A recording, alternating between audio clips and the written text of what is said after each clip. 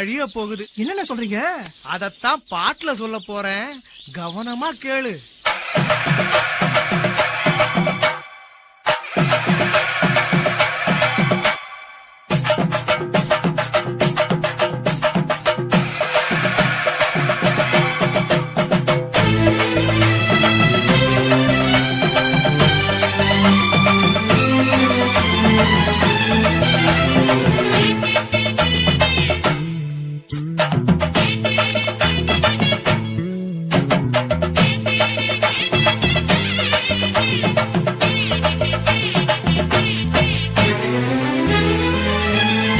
இயற்கை என்னை கொடுத்த சுகம் கொஞ்ச காலம்தான், இன்னும் கொஞ்ச காலம்தான்.